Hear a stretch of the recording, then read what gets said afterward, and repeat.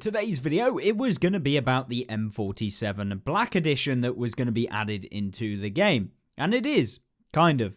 Except this one isn't the sort of video I actually wanted to make today. It is, of course, about Wargaming's new loot boxes.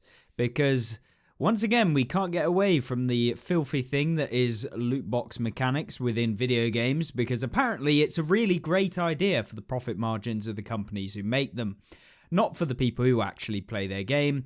And whilst they say it's extra content, a lot of these developers, it's not extra content, it's just locking content that people could have just bought behind mechanics that are basically going to ensure that you spend more money than you would have done on just getting the items that you specifically want. So yeah, let's talk about these Black Friday ones, because there's some specific things that are very controversial and it pisses me off, to be quite frank. So this is of course the M47 Patton. It's a tier 10 medium tank that looks kind of like the Iron Arnie, for those of you who don't already know. The Iron Arnie was kind of introduced. It has this kind of relatively decent turret. It was a special vehicle, and it's pretty much the exact same type of tank that you can see from the Iron Arnie that was released as part of like the Terminator season. I can't remember whether it was actually officially called Terminator or whatever it was, but basically when Arnold Schwarzenegger was part of the game, they made like a tank based on that, the M47 Iron Arnie, surprisingly. This one on console versus the PC version is a tier 10. This one features a 390 alpha damage main armament, but it does get that turret armor and armor like you'd expect from something that is a bit more Terminator-y. So they basically have a load of space plates that are added on front of this tank, meaning that it becomes a little bit harder to pen. It's not just your standard medium, it's kind of like a heavy medium hybrid that works really well. It's a brilliant tank, it works perfectly fine, and of course you're getting all of this spaced armor, as you can see, very chunky on the turrets, making it very difficult to pen in those turrets. They're also very well angled, and the main ways you're going to pen it is if you manage to hit the cupola on the top. And you also see that there is these green areas.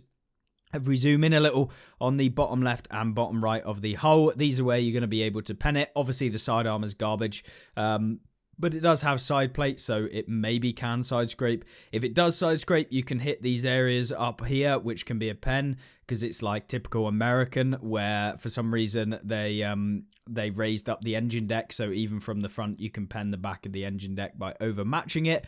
There's a little tip for anyone who wants to deal with any of the Americans. They basically all have this raised kind of rounded rear engine deck that can be overmatched as long as you hit them in the back. But at the same time, that features the same exact thing.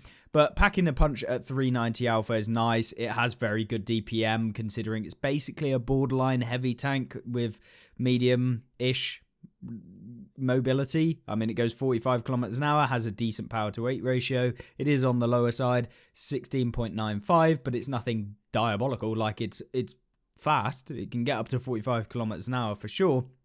It gets a tank XP bonus of 75% alongside a silver bonus of 25%, which is probably the lowest silver bonus you'll see on a premium vehicle. But this is, to all intents and purposes, one of the only, not to say it is the only, but it is one of the only tier 10s that gets a silver bonus, which is nice, and tank XP bonus. More to come on that shortly, but it gets good aim time, it gets good accuracy, it gets fantastic standard rounds, being the AP with basically APCR rounds, because they're so quick, 1478 meters a second, and the penetration on them is a 268. For all intents and purposes, you can almost call them APCR rounds, except they're just called AP.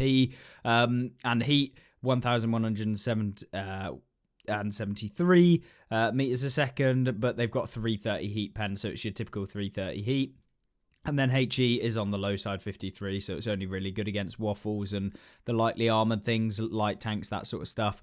Maybe some of the tier 8 mediums and tier 9 mediums in the side, if they're not that heavily armoured. Like, I'm thinking T44 or something like that, maybe, but even then, probably not. So yeah, HE probably not going to be used a huge amount in this vehicle, other than the super light armored vehicle. So like maybe 4 rounds or something, 4 or 5 will be perfectly fine. And considering you got 54 rounds, it's more than enough. So, okay, this tank looks pretty good. It's 10 degrees of gun depression. It plays really well as the M47 Iron Arnie. It's basically the same tank. Like, it's a very, very solid competitive tank at tier 10. Like, it's very good. How much is it going to cost you?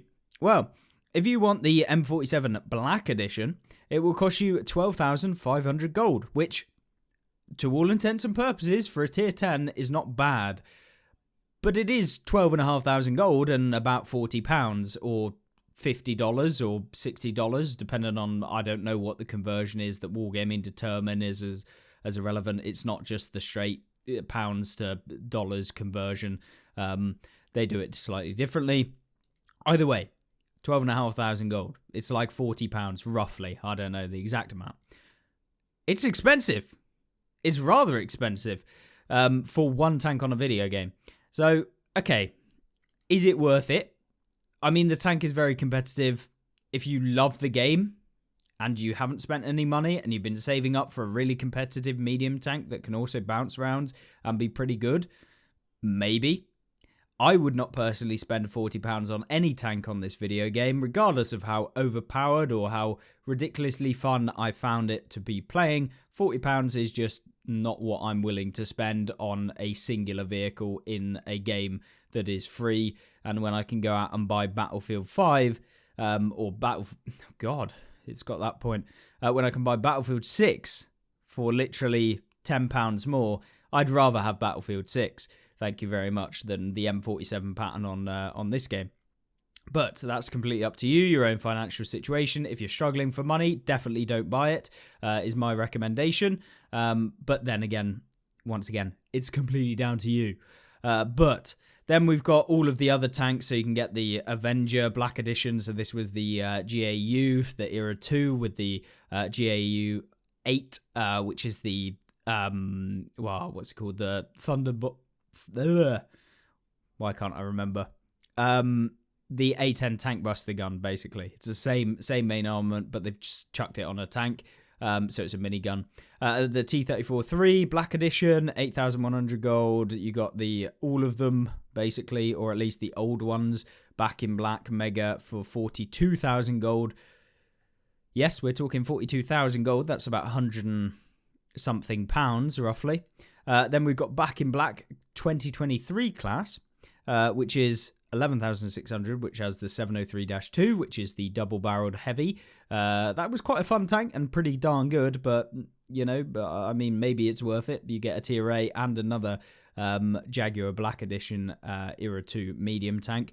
Then you've got Supporter Duo with the Black Edition T-34-3 and the Lerva. These two are not particularly very good tanks. So, yeah, very expensive. IS-6 and the T-34, not too interesting. CDC, STA, and the FE201. Very outdated tanks that haven't really been very good for a while. And even worse with the latest changes to the game with regards to accuracy, especially the CDC. That is going to suffer massively and be back down to the realms of irrelevancy with the dispersion that tank gets. And then the TO7 and the Bofors Tournevang. Both tanks that are interesting and novel, so that's probably the one I would buy if I was going to buy something and I wanted to spend money on the game. But yeah, that is kind of the realms in which you're looking at these tanks, the prices. Nothing too cheap, to be honest. So let's head on over to the loot box mechanics that they've decided to once again add into the game. This is the portion where if you don't want to hear a more rant and opinion-based things on loot boxes, I will give you the information as to some of the things that do occur when we have a look at the pricing of some of the unique and exclusive items only to the loot boxes. Then I would suggest clicking off. I don't know how this is going to get, but previously I've already recorded this one. So, yeah, that one got very, very colourful and probably not ideal for YouTube. So I decided to just scrape that off and redo it so we can at least try and maintain a cool head, because this, once again, does just really piss me off. So, yeah, let's delve into the Black Friday tank. So essentially what we have here is that they're releasing the Vigilante T249 Black Edition only exclusively in the Black Friday war chest as the only way you can get the Vigilante. This was one of the most popular vehicles on the previous Black Friday and was one of the most OP at the release of the tanks. And now they've, I believe that they nerfed the tank a little bit, and then they've nerfed how the miniguns work, where they can't do crew damage or something like that. But the thing with these is obviously they are now releasing it only in the loot box, which means the only way you can purchase this vehicle in 2025 is from a Black Friday war chest. Brilliant. Always great when you lock tanks and content behind the fact that you can still get them. It's just now you have to pay way too much to get the tank. Thank you very much, Wargaming. Really infuriating. But that's not it, because once again, there's the M47 Patton Black Edition. But in order to get the new skin for the Black Edition, guess what? It's only available in war chests. Yay, thanks so much for once again locking new content that people want to get and pay for and just want that new content, nothing else. You're going to lock it behind a paywall, as I like to call, or, being able to just pay more and more and more and more money just to get the one thing that you need, and in excess of what would typically be something that might cost you like £20 at maximum for the skin. No, you're going to have to pay hundreds of pounds in order to guarantee that you do get the skin if you don't have anything. We'll get into the actual economics of how much it's going to cost you. But in terms of one Black Friday war chest, it's 500 gold. This is a very, very expensive way of purchasing them. You don't get any discounts from buying them in bulk. So, if you buy 25 versus buying one, you don't get any discount. It is just, that's how much it is. 500 gold per box. If I remember rightly, 12,500 gold is 40 something pounds, I believe. It could be 39.99. I can't quite remember, or it could be 49.99. It's very expensive either way, because I know the 25,000 is £70 or something, and you get discounts based on how much gold you purchase. My point being isn't the pricing of necessarily the individual war chest. It's about the locking of the content behind the war chest. You can price whatever you want your war chest to potentially be. And we all know what this is basically. I mean, I'm not going to use the word because you never know. You can get into legal troubles. Whatever, you guys know what loot boxes basically are a form of. But yeah, I mean, I personally think that. But either way, yeah, this is not something I like in my video games. I don't want to have to RNG spin in order to be able to get something out of the game. I want to be able to, if I want it, I can buy it. And yes, you can buy war chests. And yes, eventually you will get the thing you want. I just don't want to have to, wingle my way to try and actually get something that I actually want by spending both A, my time opening up hundreds of war chests, and B, my money, spending loads and loads of money in order to get the one thing that I actually wanted out of the war chest. So, talking about the Black Friday skin, you got an 8.2% chance to get a Black Friday skin. Brilliant. 8.2%. That's 12 openings and you should get a Black Friday skin. Well, yeah. But maybe you only wanted one of them. Maybe you bought the M47 Patton and you wanted the M47 Patton Black Edition skin. Well, I'm sorry. It's only available in war chests. And there are 13 different skins.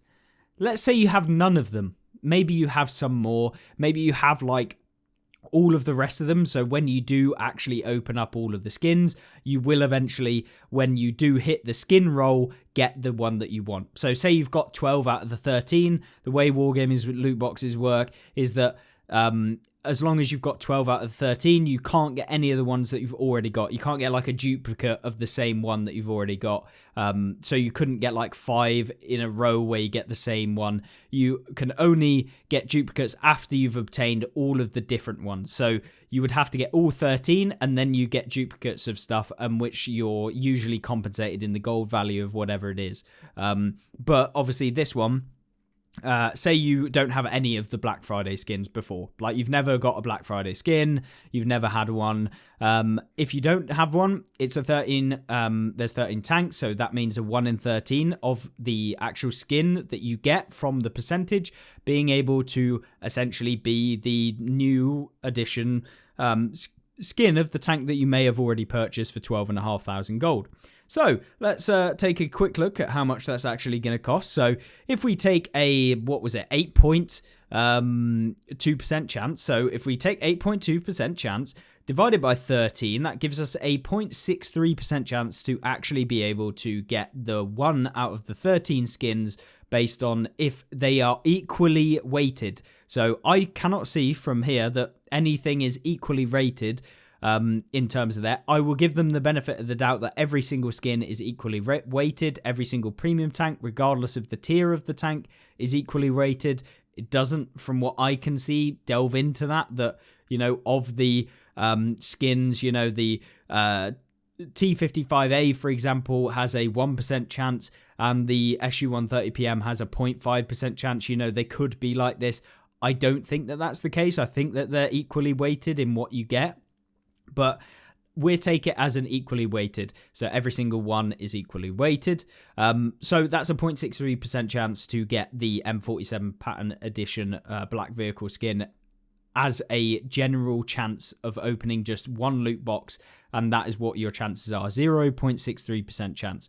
So let's take a look at how many on total it's going to take you roughly to be able to get this skin. 158.7 loot boxes you need to open. 158.7 loot boxes to, if I have none of the actual skins, to guarantee that I'll get this skin. Okay. Like, yeah, you could get lucky and you could get it on the first box that you open. But as I say, that would be luck. If you, like, wanted a good, solid chance of getting it, it would take 158.7 loot boxes if you don't have any of the other Black Friday skins. Now, that's not necessarily true, because the premium tanks also have an M47 Patton Black Edition with the skin. But I don't know what happens if you already have the M47 Patton Black Edition that you've just bought. Does it just give you the skin? Does it give you a refund on the gold of that? Or does it get rid of this being an option? I mean, I don't really know. It says if you own a tank listed as an epic reward, even if it was you acquired it a different way in a store bundle, then you will not receive that reward until all other epic rewards have been given first. So if you purchase the tank that you actually want and don't go through the loot box mechanics, from what I can tell, I may be wrong, you can't get that reward. So that reduces your chance of getting the skin. But if you don't buy the tank and you go for the RNGs this moment, that you're going to get the M47 Patton Black Edition, which is with the skin, which is even less of a chance than the Black Friday vehicle skins that you get from here, you basically don't win either way. So this is 158 loot boxes to roughly get like 158.7 based on the rough maths that we've done. And if each one of them is 500 gold, equivalent to maybe £1.80 each, let's say, because I think it's £40 for 25 loot boxes, because it's 12,500 gold. I think that's roughly how much it is. So let's say £1.80 each. In order to get the skin, it will cost you £285, roughly. Like, I don't know the exact price of the gold per, like, gold spent. And then, of course, you know, I could work it out. But for the sake of it, that's, like, probably what it's going to cost. At least, minimum, roughly. £285 if you want the skin. Just the skin. Oh, if you wanted the tank? You wanted the T249? Well, there's 15 different tanks. So, okay, we've got 15 different tanks. The chance of getting a premium tank is 7.23%. So if we divide that by 15, given that you've got none of the other premium tanks, 0.48% chance. So even less of a chance than getting the skin that you might have wanted if you wanted the new skin for the M47 Patton. So 0.48%. Okay, so if we times or divide 100 by 0.48. Let's take a look. How many loot boxes is it going to take? 208. 208 times 1.8. Roughly 375 boxes to be able to guarantee any one of these tanks. Any of them. Now, I have no idea if the epic count as a reduced percentage, which they could well be because they're noted as something different. I have no idea. I would assume they're all equally weighted, that you can get any of these. So based on it being all equally weighted and the epic ones aren't rarer than the rare ones, considering that seems like what they're trying to imply, it would, even if we do take it as equally weighted, £375 to be able to guarantee any one of these tanks which you might have wanted. Granted, you can buy a lot of these just off the bat from the store. The ones you can't are the T249. Well, I really want the T249. I'm going to have to spend how much? £375 to be able to get it. What a load of absolute horse crap. Like, what in the hell are we doing here? £375. This is what pisses me off. Like, not only can you not get the skin that's brand new, that maybe I really want it. I love the skin. I really like the new content. I want to pay money towards it. I am not spending 200 and something pounds on buying to guarantee that I'm going to get the skin. And whilst you might say, yeah, but you get other skins by the time you get that. You get the premium tanks, you get the gold, etc. Like, you get the boosters and free XP. I don't care about any of that, so it's worthless to me. Like, I don't care about getting myself some enhanced fire suppressors. Like, so what? Like, I don't want any of that. I don't want extra premium time. I've already bought premium time directly from the store previously. I don't want more Black Friday boxes, which you can potentially get. It's a 5% chance to get 2 more. So not only can you get more boxes from the already RNGesus boxes that you've already got, you can get more of them, 2 of them at a 5% chance. So you basically got a 10% chance to get more, like 1 more box. Like, that's not exactly how it works, but you got like a 5.28% chance of getting 2 boxes for free. I say it's for free, but you've effectively only got an extra box from opening a box, because of the fact that you will have spent 1 box and the only thing in there is 2 extra Black Friday war chests. So you take away 1, you only get 1 war chest back. So yeah, it's just kind of a waste of opening it. I would much rather that they just added an extra war chest, like 16,000 free XP plus a war chest, you know. There we go. You got 16,000 free XP and the war chest, or a premium tank and the war chest. Like, either way. Anyway, moving on. Yeah, ludicrously priced. Absolutely ludicrously priced. And like, whilst maybe you only wanted one thing, you can't buy it. You cannot buy the thing that maybe you really want, which is infuriating. And the reason why they do this is because they put the new stuff that everybody is going to want behind these paywalls, behind this BS RNG randomizer that you've just got to hope and hit and hope and just keep going and going and going and spending your money. And oh, that's another £80 gone. Oh, I didn't get it that time. Let's put in another £80. Oh, that's gone. Oh, another £80. Oh, that's gone. Another £80. Oh, I got it eventually. Yes, finally. And then you're like, how much did that cost me? £320? Oh my word, I spent £320 on just one new piece of content that I actually wanted. Ludicrous. Like, oh, that essentially, like, a normal skin is probably like £20, and they're essentially saying that if you want this new skin, you have to be able to spend a ton of money, like 10 times roughly the amount, even more maybe, to be able to guarantee that you're going to get this. That pisses me off. Like, this is like a massive kick in the face. They made some updates to the gameplay. It feels better. It's way nicer to actually play. They've opened up the gameplay. I give them credit, you know, credit where credit's due. Finally, they did actually listen to the player base who play their game, and then they go ahead and kick you straight in the front teeth, breaking all of your teeth in one go by releasing this sort of BS that I absolutely hate.